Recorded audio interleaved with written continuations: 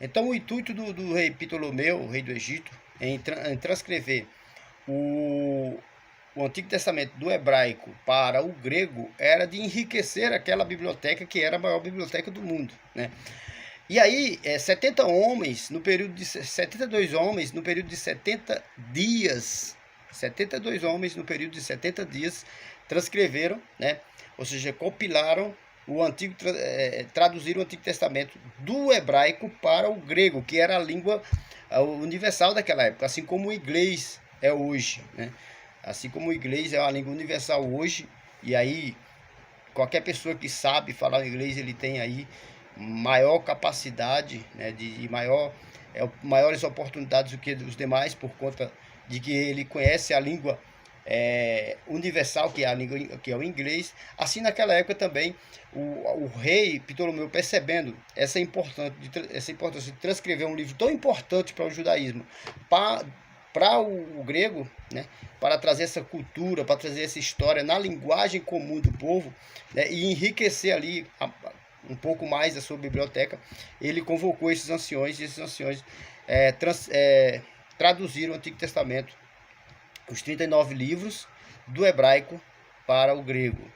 E junto desses 39 livros vieram mais 7 livros, né, que são os livros apócrifos, e mais os 2 acréscimos, que é o acréscimo de Daniel e o acréscimo de Esther.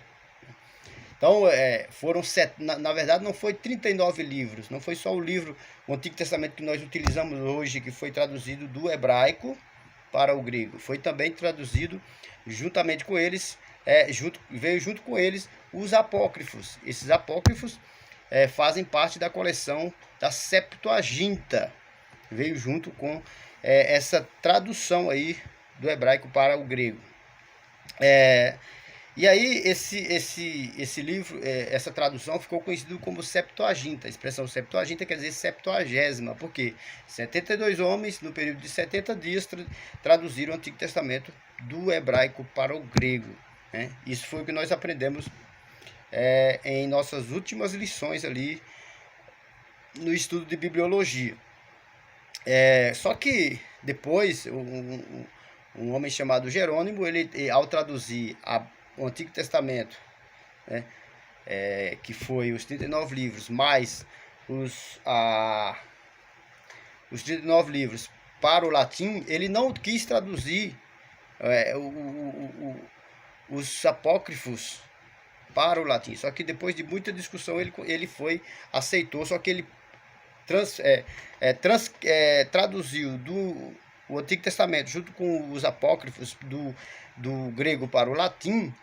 E quando ele traduziu os apócrifos para o latim, né, que é a Bíblia hoje conhecida como a Vulgata Latina, né, que foi a tradução do grego para o latim, né, na época de Ptolomeu foi do hebraico para o grego. Na época de Jerônimo foi do grego para o latim, que é a Vulgata Latina.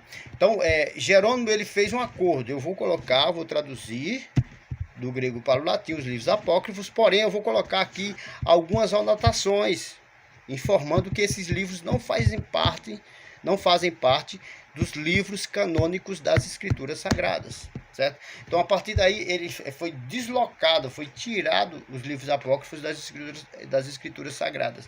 E a Igreja Católica, na época, não aceitou, assim como não aceita até hoje. E a Igreja Evangélica, a Igreja Cristã, nós aceitamos apenas os 66 livros da Bíblia Sagrada e rejeitamos os livros apócrifos. Por que nós rejeitamos os livros apócrifos?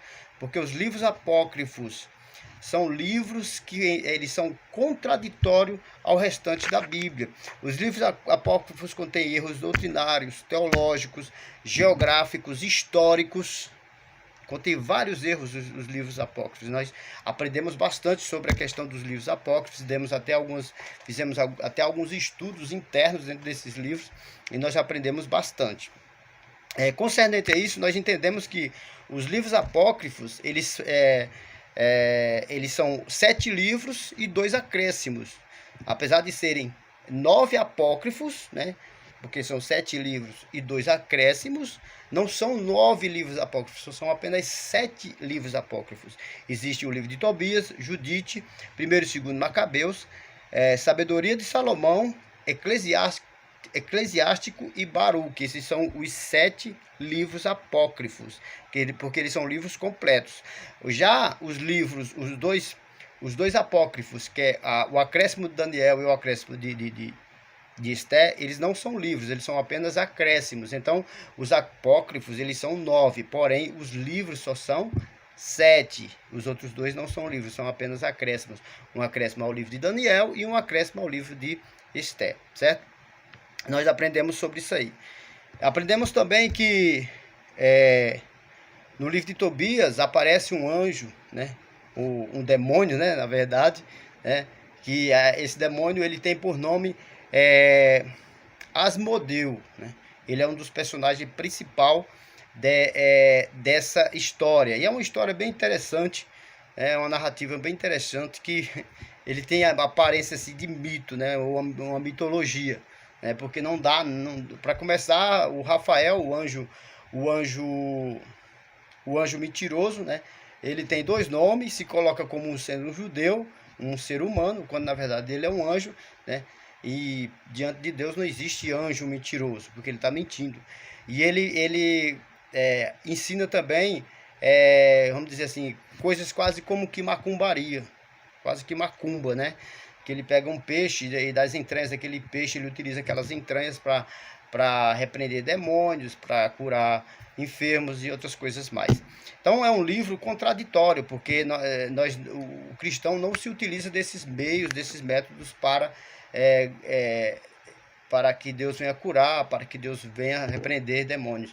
A Bíblia nos ensina que é no nome de Jesus, no poder do nome de Jesus é que os demônios são expulsos.